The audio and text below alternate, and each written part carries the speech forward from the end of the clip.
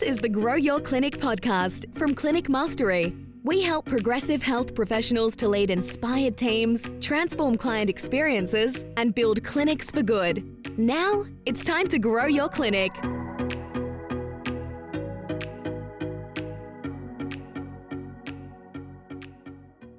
Welcome to the Grow Your Clinic podcast. My name is Jack O'Brien, your host for today's episode. Joining me today is Yves Silveira of YS Physio.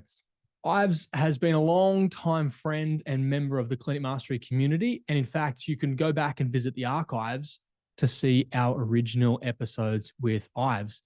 In today's episode, we explored the progression of Yves's journey from solo practitioner in the granny flat at his parents' place, all the way through to how he navigated COVID, relocating inside another clinic to now his own standalone clinic, the growth and progression that he's had through that time, as well as some of the unique insights that Yves has in and around utilizing students as interns.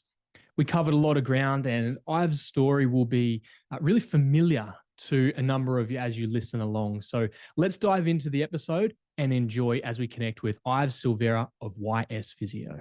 Yves, welcome back to the podcast. This is your second, maybe third appearance on the podcast. But nevertheless, great to have you with us, mate. How are you today?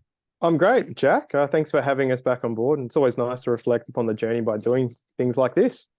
There'll be plenty of reflection to be had. And listeners, if you haven't checked out the previous episode with Yves, please make sure you flick back through the archives and do that. Episode 180 was our original case study with Yves, would be somewhere around circa 2020.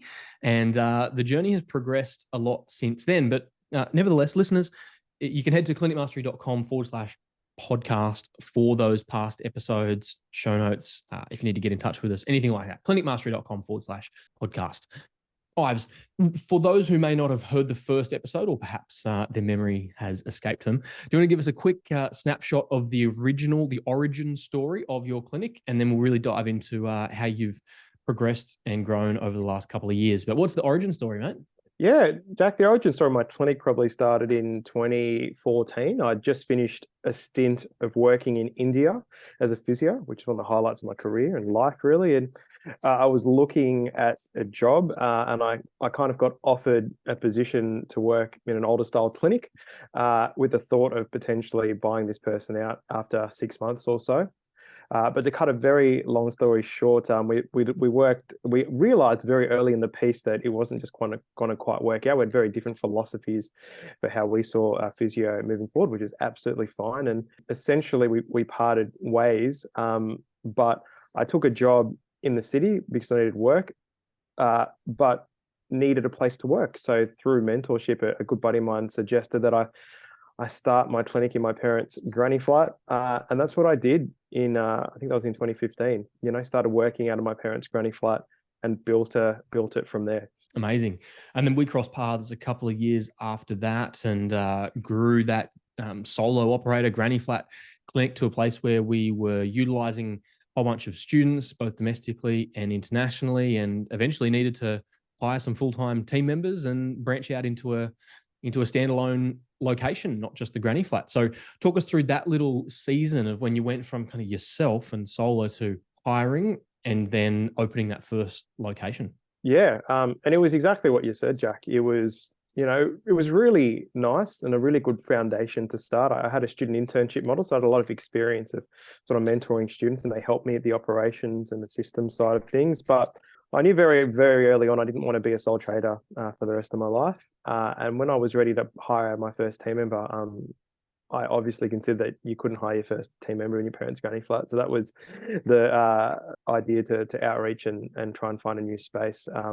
And yeah, it actually took a fair bit of time to find that space. There was a lot of lessons along the journey, but I happened to stumble across an amazing opportunity where I was subleasing rooms from a dentist. So I got 3 rooms, about 50 square meters. And that was just at the end of 2019, start of 2020.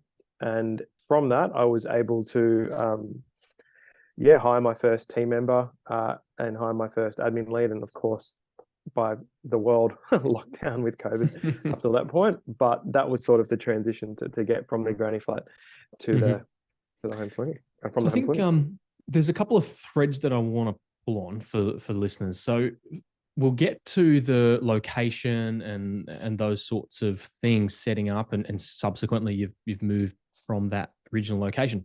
You mentioned the student internship model. Let's unpack that, because I know there'd be plenty of listeners who are curious, especially in like this challenging, let's call it labor or employee supply environment. It's just hard to find good people. There's a shortage of therapists. I'm curious, more personal interest, how many students have you worked with over the years, do you reckon? Oh, one of my tasks this year is to actually document, so I know the exact number, but I would say it'd be in the vicinity of almost 100. It'd be probably about 90, I'd say, over the journey. Yeah, makes sense. It seemed like at one point there was 2 or 3 or 4 interns at a time, a couple Correct. of times per year, and not just local uni students on placement, right? We're talking students from all over the world. Correct. Yeah, and that was how I got into it. I have a wonderful mentor named Nick Stepkovich, who introduced me to this wonderful model. And I love teaching and education. And it just seemed to work well. Respectfully, I found the traditional model of 5-week placements very limited from a practice point of view. You just get people up to speed and really engage in practice, and you'd send them away. Whereas internships, we will get anyone from 12 to the longest I've had someone is 22 weeks, Okay. Which is incredible. And yes, it's to be transparent. It's an unpaid internship, but I believe the value we provide on those. I've got such wonderful feedback from my student interns, and it's how I've been able to sustain this model for so many years, because through word of mouth referrals, just like with wonderful clients, my inbox has been inundated with applications of people wanting to come and do internships at YSP over the journey. Interesting. So I'm curious, what's evolved in your student model in the last couple of years, particularly? What are you doing now that you're really proud of with students? Well, the pandemic sort of threw a spanner in the works, because 99% of my students were international, and that was really interesting, because I had interns lined up for the whole of 2020, and at the drop of a hat, they got sent home. So that had to change and evolve. How it evolved was really interesting. I guess primarily what we did was we started recruiting Australian students. Let me just talk about the students for a second, because I think this is important. I think some people might really appreciate this. I started by, I'm a physiotherapist by trade and run a physiotherapy clinic at large by trade. And we started by taking undergraduate exercise students before we took the physio students. And the reason I decided to do that, Jack, was, early in my journey, I just felt I didn't have the confidence to want to mentor final year physio students. And I just thought it'd be a nice step in the right direction to do it that way. And that worked really well. And then as I progressed in the journey, I would take some physio students, and really appreciated that. Now, when COVID happened and we couldn't take any international students, we just had, a lot of people looking for opportunity. And someone who's ended up being my admin team lead now, spoiler alert, just fell upon my lap. She hustled and put herself out there on a chat room on Facebook, and then had a really common word of mouth contact, I guess. And she was an undergraduate exercise student just looking to complete her exercise hours. And I took her on, and then I said, hang on, we're in lockdown. I'm not sure what we can give you. But we were creative. And this is something I'm very proud of, because in that time when we were completely closed for 6 weeks in 2020, we were doing stuff to get ready for reopening, including creating content, admin tasks, things like that. And to cut a very long story short, this wonderful person evolved into becoming my first admin employee.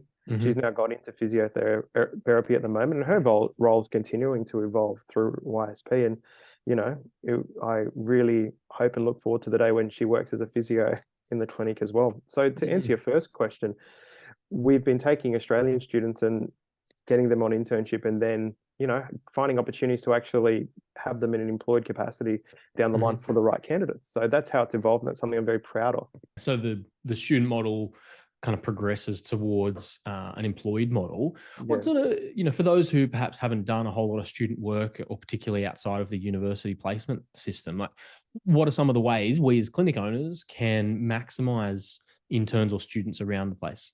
The wonderful thing about undergraduate exercise students who want to progress to physiotherapy is they're really hungry to learn. And as part of their hours, there's less, how do I put this? There's less things that they sort of there are more things they are able to do. So they can really help with the running of the business. So for example, an exercise intern in my clinic would certainly primarily be in the consults with my physios, assisting, a bit like an allied health assistant, assisting and helping the physios, but they'll also be helping with the social media, content creation, administration tasks. They will pick up phones from time to time. They'll do things like that. So in an environment where it's so hard to find hard employees and team members, I think the student model is a great way to sort of test the water. And as I'm proud to have shown, if you find the right candidate, you can simply offer them a job at the end of it. Yeah, great. Okay, shift gears for us. Talk us through the journey of finding your first space, standalone space. My first standalone space. Yeah, it came around the time, it probably would have started probably early 2018, not long after I actually joined Clinic Mastery. And I realized very early on that I really wanted to grow a clinic that would hopefully one day run without me, which, you know, is so interesting that I've just come back as the time of the recording from a 2-week holiday where the clinic has run completely without me. So even in itself, that's a wonderful little reflection. I understood that I couldn't do it for my parents' granny flat, as I mentioned earlier. So I knew I had to look. It took about a year to find the space. And I probably wasn't looking every day as diligently as some people I've spoken to now have. But, you know, there was a lot of negotiating with certain places. I remember one place that I went to look for didn't have many applications. And, you know, I think the real estate agents were really relieved when I was looking at getting it, because I think they only had some applications from, how do I put it, some dodgy massage parlors. I thought maybe that's not the most appropriate place to go. But I was very lucky when I found the space after a year of looking. And I remember finding the space on a Friday, meeting the landlord who was the dentist I was subleasing from, talking to him and putting an offer on the Monday, and it happened very quickly after that. So yes, it took a year, maybe even 18 months to find the space, but when I found it, we moved nice and quickly. When you reflect on that period from when you moved in, what are some of the things that you look back and you go, I'm glad I did that? What did you do in those early couple of weeks and months? I'm really glad I picked the location that I did. What was it about the location? Yeah, so I've started from a home-based clinic in my parents' granny flat where I paid minimal overheads. So naturally, when I was looking for my first space, I was thinking I want a standalone space where I can build my space and go there. But I think it would have been a step too soon to have found a place that was significantly close to home, 400 meters door to door. So I didn't lose many clients. To have in a beautiful, established, pretty modern dental clinic, and to have rooms that just gave it a great feel. So everything was established and ready to go. I think that's what I was very proud of. Like, there were minimal overheads that was to set up. I didn't have to build the clinic. I just had to fit it out a little bit. So it was a really nice, natural, you know, step. And it wasn't. Sorry, mate. There's a key lesson in that, I think, for listeners who are just starting out or in their early stages. If we zoom out, the key principle here is that cash flow is king or queen, that cash is oxygen. And for you to pick a location that meant it wasn't going to affect your caseload much, meant we could maintain cash. For you to pick a location that was, the bones of it were fitted out, you just need to do some, some superficial stuff, meant that cash flow wasn't drained too much and you could keep cash high, which no doubt kept you in good stead through the impending storm of COVID. So maybe, mate, paint us a picture of what does your clinic look like now in terms of facility and space and team? Yeah, so I couldn't agree with you more, Jack. And to anyone starting off, I think that was a principle I've relied upon my whole career. But this has been the biggest jump that I've made. And now I've gone from sort of a 50 square meter 3-room. I was very lucky enough to find a space 25 meters from my old location. So everything's been very close on the same side of the road, same strata as well, which has been fantastic, which is 150 square meters, 3 treatment rooms, which I built, and a fully functional gym set up as well. I now have a team of myself and 2 other physios, a massage therapist who doubles into admin, and a casual admin team member as well. So we've grown now to a team of 6. And yeah, very proud to have done what we've done over the journey. So that's where we're at right at this stage. Awesome, mate. And I know that a couple of those hires came in between locations as well. So why don't you paint us a picture of what an average week looks like for you? How much you say seeing patients and on the tools, how much you're spending with your team, how much you're spending on the business, however you want to break it down. Yeah, look, at the moment, it was really interesting. I'll take a step back. In the older location, I was probably consulting a little bit less than I am right now. I think the COVID landscape just allowed for that. Having gone into a new space, and as we've talked about, cash is king, I felt the need to just go on the tools a little bit more to help with that. So we're probably consulting about 30 hours a week, probably mentoring the team another 5 hours a week, and 5 hours a week for admin and tasks like that. And it's a key point there, I think, too, that like being a clinic owner means you've got the freedom to be able to pull those levers, to be on the tools or off the tools as your business demands, that you're not kind of trapped, as it were. So talk us through that shift, to go from roughly 50 to 150 square meters in space. And you mentioned building some of those rooms and a bigger fit out. What was your experience like in that move? That's an experience that I'm happy I've gone through now, but at the time there were just so many learnings and blessings, and I'm really glad to have to be on the other end of that. And I've signed a long-term lease, so hopefully I won't have to do that anytime soon again, touch wood, but I'll be ready if I do. I think the biggest thing is, going back to your point at the start, I'm really glad, and this is a really important lesson for anyone early in the journey, that I didn't jump straight into this space from the granny flat. I think that's a very important point, because if I was in this space during the peak of a pandemic, it would be a very different situation to what I was able to navigate. And just to be transparent, I was able to not only keep my team, but grow my team from 20 to 2022 during a pandemic, which is something I'm very proud of. Absolutely. So the first thing is, I guess in learning, underestimated just how much energy it takes to facilitate building a new clinic, and all the things that go into that. And anyone that's going through that, I'd be so happy just to lend an ear to if they ever want to chat to me. But just from finding the space, which we found in November 2021, we actually started operating out of there in July 4th, 2022. So that's almost 7 months. 7 or 8 months. Yep. Yeah. But that's pretty standard from talking to people. Yeah, that's not fast, but it's not slow either. It's pretty on par. Yep. And just from everything from finding the space, the lease negotiation, to the fit outs. I mean, you can pull on any thread you like here, but there were a lot of lessons along the journey, which are so important just to consider. And I think if I can summarize it really succinctly into what I'd suggest, is actually just the ability to slow down and just, sort of talk to your mentors and sort of make decisions one by one. I think it's so important, because so much stuff gets thrown at you. And by the way, you're still running a business, consulting full-time, nurturing your team. It was really interesting. When you look back, what would you do differently? Slow down. Yeah. First things first, I was a little bit unlucky that when we found the space, it was just after the first Omicron outbreak, which seems like a lifetime ago. So it was an industry where, with the building industry, they were so flat chat, no one would even return my calls. Sure. So I was, and that's how the market was. So I was just making decisions with not much ability to compare quotes and do things like that. So that's really interesting. So a really simple thing is really to try and get as much information as you can. So when you go forward with a builder, that that's the right person.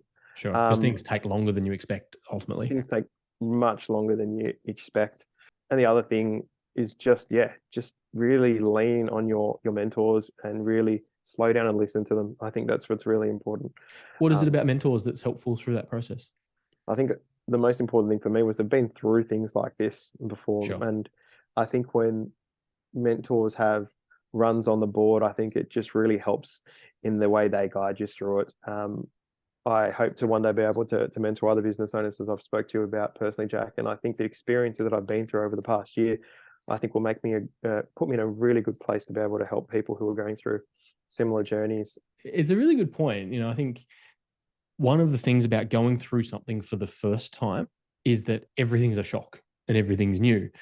And having mentors in your life, in your business, which you've clearly got, I've got as well, and we would encourage everyone to have, means that a mentor, as distinct from a coach, a mentor has the experience that you're seeking.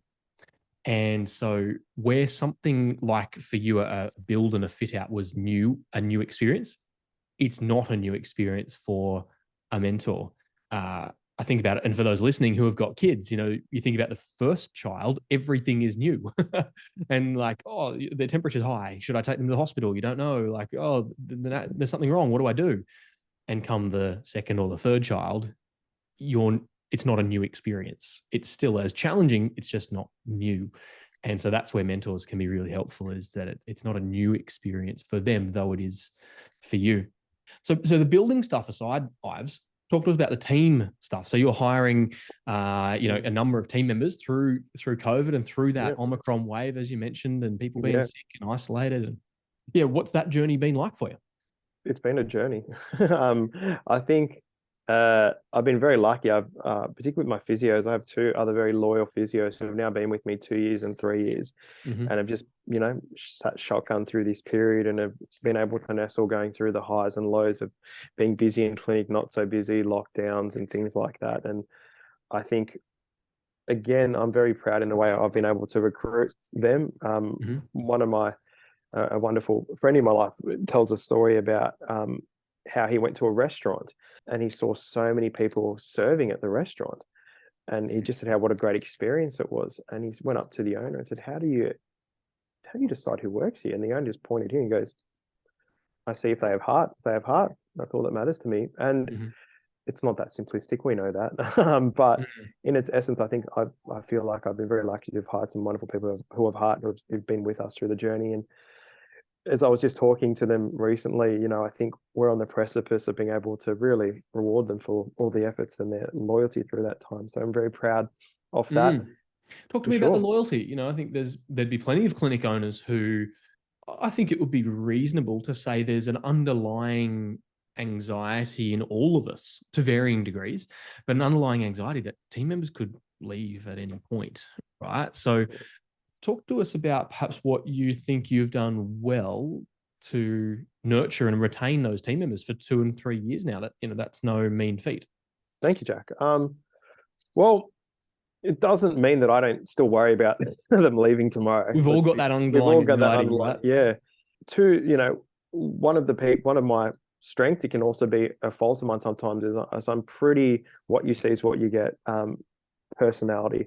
And with that, I am willing to be super vulnerable with my team in terms of how I'm feeling and what's going on. And I think by that transparency, I think has reigned through, I hope, with the team, and it's hopefully created a culture where we foster pretty good communication. Now, I'm not by no means perfect, but if you're asking if there's any little secret sauce that I think's helped with retention, I think it's just being super transparent. Brene Brown clear is kind about situations that we're going through. And I really am just a big believer in wonderful team culture. I've been inspired by, the CM community. I've done a lot of work with Tristan White. The culture is everything, guru, and I love working in environment where people look forward to coming to work. So it's why I try to foster. We do 2 team retreats a year, not 1. That's something that we do a bit different, and I put a lot of resources and a lot of energy into making sure they're amazing. But I don't think it's anything more than that honest, clear communication and being genuine and real. And what are some of the pragmatics or the practicalities of that communication? Are you meeting regularly as a team or one-on-one? Are you using video message or Slack or Zoom, or what does that look like? I think just as the business owner, prioritizing that one-to-one time, I think is just super important. We've gone through different rhythms, but we do have rhythms in place with all the stuff you've talked about. We don't do much Zoom anymore, thankfully, only because we're all nice and close. But in terms of, we still use Slack, we schedule in structured times. But I think fundamentally, sometimes I found during the tough times, just sitting down and having no clear agenda and just using these bad boys. Sure. Which is your ears for those listening. Sorry. Your ears. Thank you, Jack. Sorry. I was pointing to my ears. Just listening, I think, has been a big part of the success. And I think when I've been struggling with my team members, sometimes I've noted that hasn't been happening. So during the build, during some of the stresses of the lease negotiation, things like that, I wasn't doing that as well. So we're at a place now with 2 or 3 therapists, 2 or 3 admin team. We've got a nice big space with rooms and gyms and all the things, all the shiny objects. And I know you've got some classes cracking along, etc. What's next? But how do you think about what's next? This was the dream clinic from when I joined Clinic Mastery. So it's almost like it's really crazy to think about what's next clinic-wise sometimes. What's next is I truly believe I have a clinic that or a space that I can grow into. So I didn't get a space where I'd be at capacity straight away. So I don't mind saying that right now I feel like I'm in startup phase again to a certain extent. Building new systems, new procedures, trying to fill the books, doing stuff that I did so well when I moved to the last space. So what's next immediately is just trying to build that sustainable clinic. But what excites me then is to start to do what I truly want to do, was to have the clinic as a vehicle for all the other ambitions I have in my career. And that's what truly excites me, because now I feel like I've got the framework. I've just got to set up a few more systems, and I'm almost at a place where I can do some of these things, which truly excites me. It's exciting, mate. And so does that look like, so you mentioned to kind of fill in the books and continue to get more new clients over time, team members as well, I'd imagine? Yeah, absolutely. That'll be a big part of this year as well. So yeah, a lot of exciting projects in the works for sure. I like it. Awesome, mate. Well, if people wanted to perhaps have a look and watch along with your journey, what are perhaps some of the social medias of your clinic? And then personally, maybe what's your LinkedIn or that for people to track you down? Yeah, the best point of call at Physio, I've spelled YVES for those playing at home, and YS Physio on my Instagram are probably the two best places to connect. We love developing good content and love engaging with it. So that's probably the best bet. Or just my LinkedIn. I'm pretty active on these days. Yves Silveira. I'd love to be in touch. And yeah, if anyone resonates with my journey and would love some guidance or advice about what I've done, I'm certainly so happy to talk about it. I've had so many people, I think after the last podcast, reach out to talk about particularly my student internship model. And now's a great time to talk to other clinic owners about that, because now that we do have open borders again and there is a bit more normality to the landscape around international travel, it's a great opportunity to look at those things. And one thing I'll be looking at going forward is to look at how those international interns can come back and become team employees. So that's something on my list for the end of the year as well. Awesome, mate.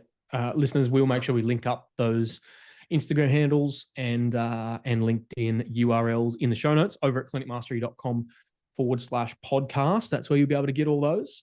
Ives, parting words of wisdom as we land this plane. What would you say to, I'm going to pick two different types of clinic owners. Number one, those in startup solo mode. Yeah. Any words of wisdom? And then any words of wisdom for those in maybe more the scale up phase and looking to take their team from a small team to a growing team?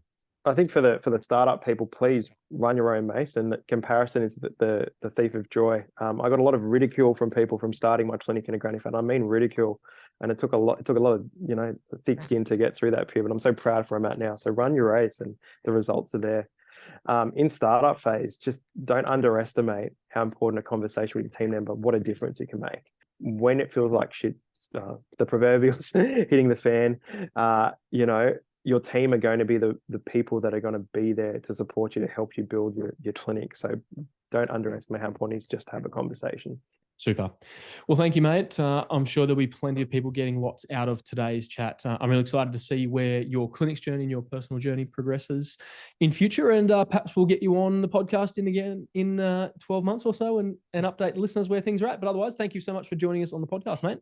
Thank you, Jack, and have a great day, everyone. Cheers. Listeners, thank you for joining us. We really appreciate your attention. As always, head over to clinicmastery.com/podcast for the show notes, links, etc. And if you would be so kind as to leave us a honest review and rating on iTunes, Spotify, Stitcher, Google, wherever you're listening to this podcast, it really helps feed the algorithms and gives us a bit of feedback. So head over there, please rate and review, or you can get in touch with me directly, jack@clinicmastery.com. Otherwise, thanks for listening, and I look forward to bringing you another episode of the Grow Your Clinic podcast again really soon. Bye for now.